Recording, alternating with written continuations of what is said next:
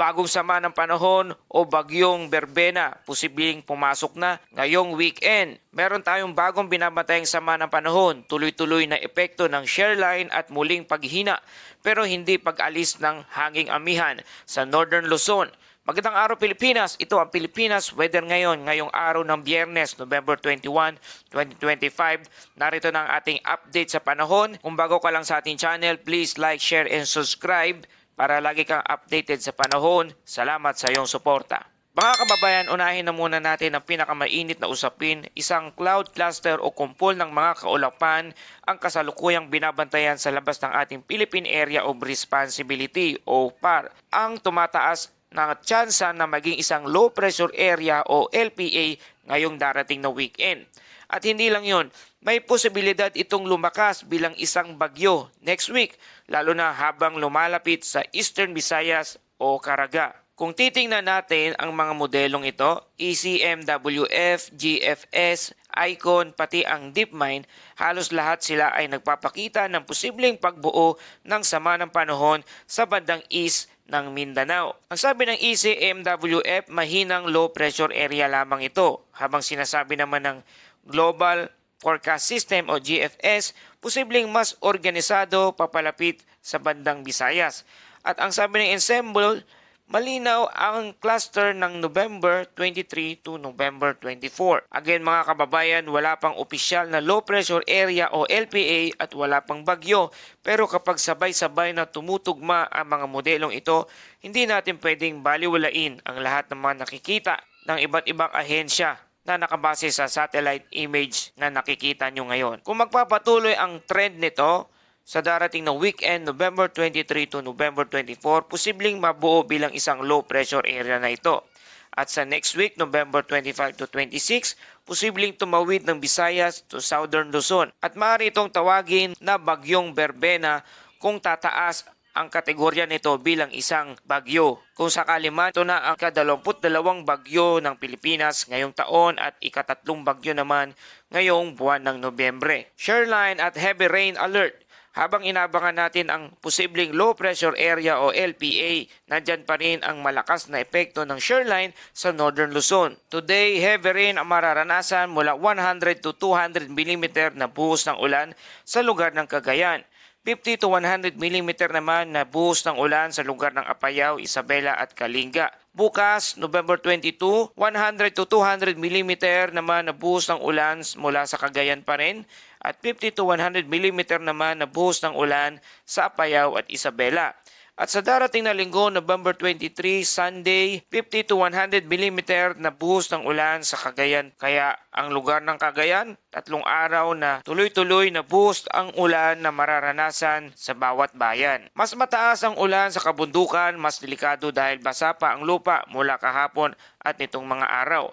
Ang DRRMO office ay nag-advise na i-activate ang early pre-evacuation. Sa ating mga kababayan sa Northern Luzon, lalo na sa Cagayan Valley, huwag hintayin ang baha bago kumilos o lumikas. Mga kababayan, at kung napapansin ninyo, may kaibahan po ang weather advisory at ang heavy rainfall warning.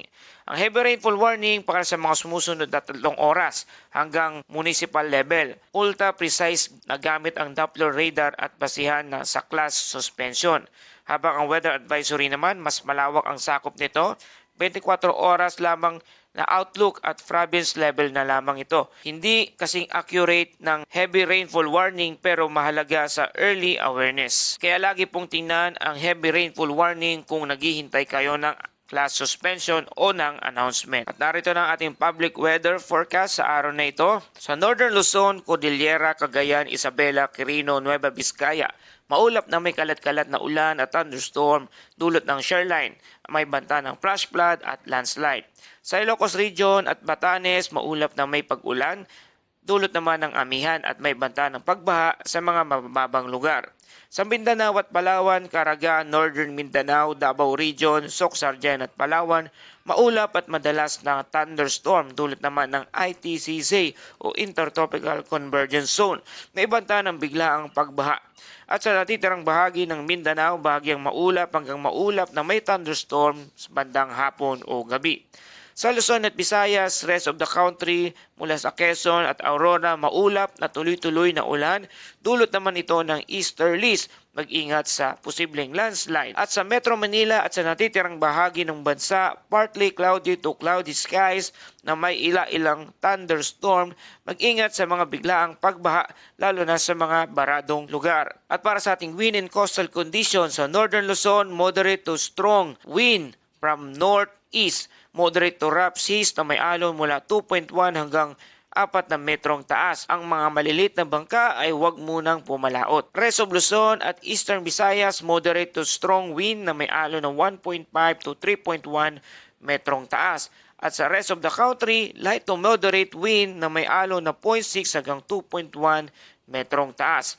At para sa ating temperatura, minimum of 24.5 degrees Celsius na itala kahapon ng bandang alas 6 ng umaga at maximum 31.8 degrees Celsius naman na itala bandang alas 11 ng tanghali. At sa ating astronomical data, ang araw ay sumikat kaninang alas 6 ng umaga at lulubog naman ito mamayang alas 5:24 ng hapon. Para sa kabuuan ng ating balita sa araw na ito, posible ang bagyong low pressure area o LPA this weekend at posible maging isang ganap na bagyo na tatawagin namang bagyong Berbena. Ang susunod na bagyo sa buwan ng Nobyembre, ang ika-3 bagyo na pumasok o papasok sa buwan ng Nobyembre at ika-22 bagyo naman sa taong 2025.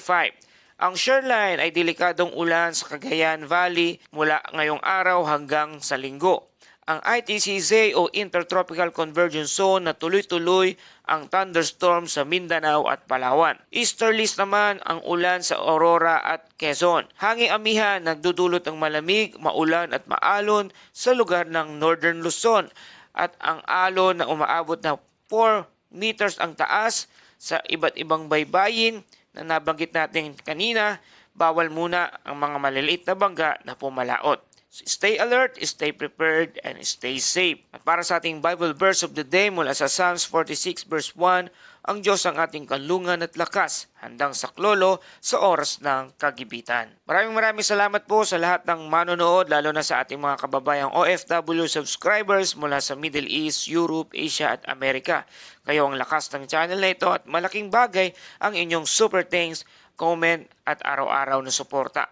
At syempre sa ating mga local viewers dito sa Pilipinas, salamat po sa inyong tiwala habang may bagyo, habang may sama ng panahon, habang may kailangan ipaliwanag, hindi namin kayo iiwanan. Salamat sa inyong patuloy na pagtangkilik at pagtutok dito sa ating channel. Para lagi ka updated sa panahon, please like, share, and subscribe. Salamat sa iyong suporta.